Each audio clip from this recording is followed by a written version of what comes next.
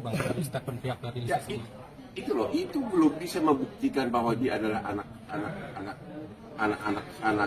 bapak biologisnya.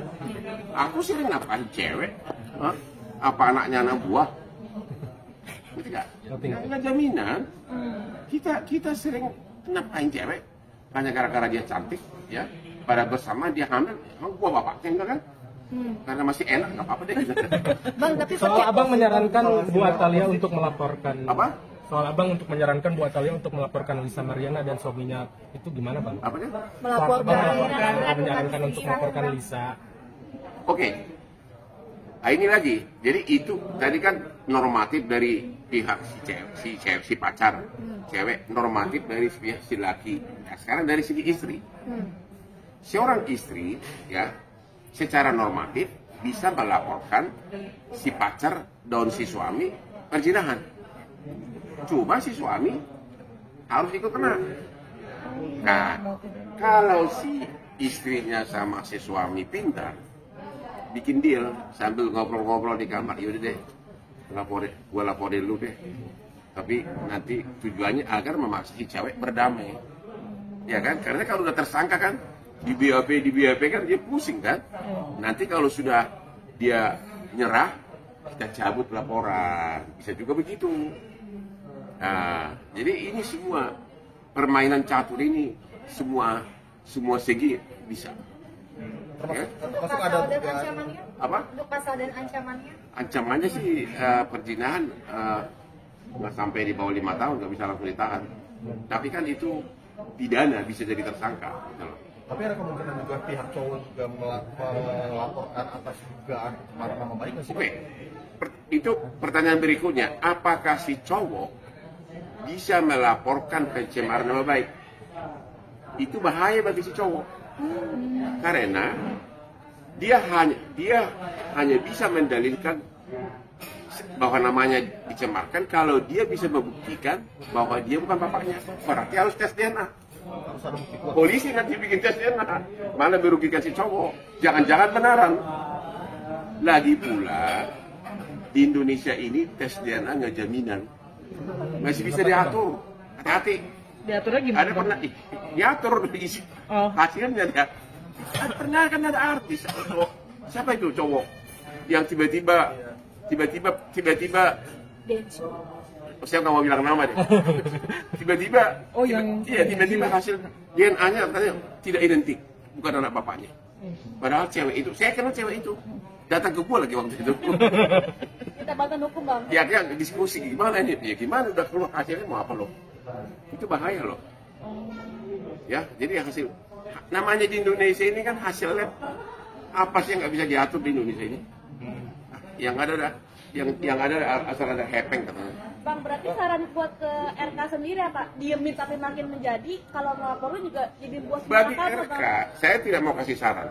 Saya bukan pengacara dia. Saya, sekali lagi, saya hanya kasih normatif. Tergantung. Kalau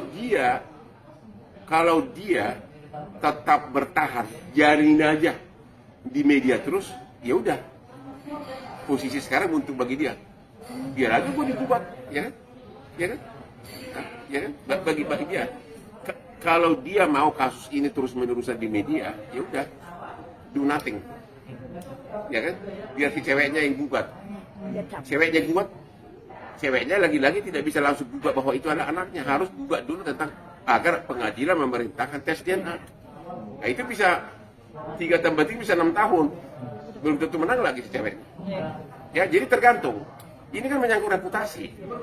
Kalau si cowoknya biarkan aja udah tanggung, ya udah. Si cewek gigi jari, ya, cewek gigi jari, kan bisa apa-apa. Juga perdata sanggup bayar pengacara, jadi itu harus pengacara yang pintar lagi. Iyalah, yang ngerti. Ini masalahnya banyak masalah praktek ini, itu loh, ya. Apa nggak ada niatan mau membantu pihak cewek? Saya Iya gitu bang, ditunjuk bang. Kalau ditunjuk salah satu gitu bang. Saya udah. Saya itu bukan kelasnya kayak perkara Fadel yang pengacaranya itu loh. Mungkin udah ada permohonan dari. Udahlah, saya udah dapat. Nggak usah saya ngomong lah. Nggak, saya nggak lebar. Saya udah perkara-perkara besar lah, ya. Ini kan bagus, saya kasih analisa hukum bagus kan. agar pengacara-pengacara muda, itu pengacaranya si RK langsung nangkep loh.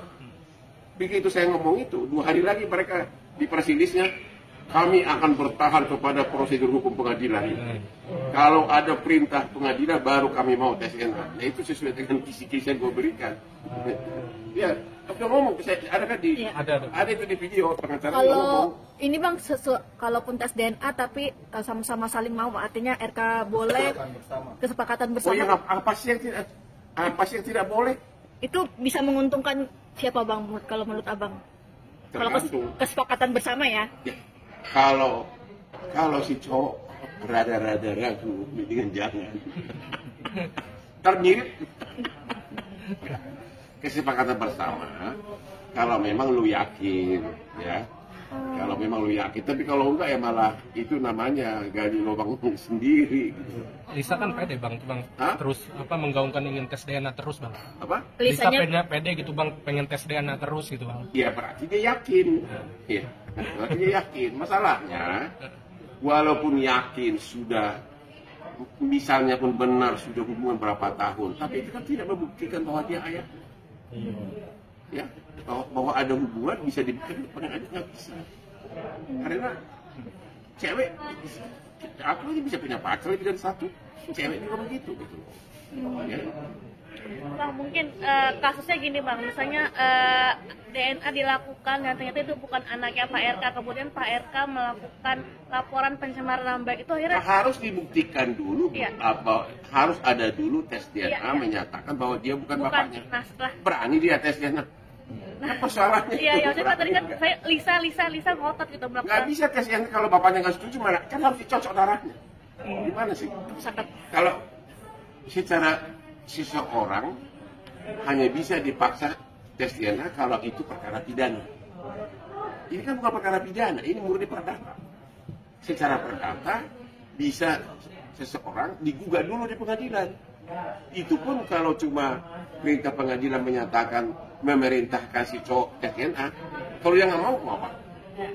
Makanya biasanya dalam gugatan itu ada pasal tambahan. Kalau tidak mau melaksanakan perintah pengadilan, didenda 1 miliar sehari. Itu harus ada dalam surat gugatan. Kalau tidak digugat oleh si pihak cewek, nggak ada gunanya gugatan seperti itu. Karena ini perdata. Kalau perdata itu putusan perdata, kalau tidak dipenuhi nggak ada sanksinya. Itulah kelemahan Indonesia. Kalau di luar negeri, di Singapura, putusan perdata kalau dilaksanakan, kau bisa dicegah di bandara. sekarang ilmu. Berarti kalau misalnya emang Pak RK-nya nggak mau sekalian jadi ilmu nih bang, walaupun udah digugat tapi Pak RK-nya nggak mau, tetap yaudah Nggak bisa jadi kalau ada masalah perintah gitu ya. pengadilan. Nanti kan perintah pengadilan menyatakan bahwa memerintahkan si cowok melakukan tes DNA. Kalau hanya itu doang, Iya. si cowok bisa nggak mau. Nggak apa-apa. Karena tidak ada sanksinya. Di Indonesia ini kan melawan putusan perdata nggak ada. Cuma makanya pengacaranya harus pintar. Di dalam gugatan ditambahkan gugatan dengan syarat, ya, memerintahkan si cowok melakukan tes DNA dengan syarat kalau tidak mau melaksanakan perintah pengadilan didenda 1 miliar sehari. Itu boleh. Siapa yang mau 1 miliar sehari? Sebulan 30 miliar, ya habis tuh hartanya. Nanti bisa dilelang hartanya. Oh, dilarang. Itu namanya, itu dalam surat gugatan bisa begitu. Bisa. Jadi memerintahkan seseorang untuk melaksanakan sesuatu dengan syarat kalau tidak dilaksanakan didenda. Itu boleh. Makanya di dalam gugatannya itu harus pintar bikinnya. Berarti Gitu. ini Bang, Jadi ya? kalau saya melihat sekarang ini dengan melihat posisi udah keburu mandi basah mau apa lagi? Mungkin bagi RK biarin aja deh. Makanya itu udah bikin press release. Tunggu proses hukum. Ya, kami hanya mau tes DNA kalau ada perintah pengadilan. Nggak akan ada lagi tuh.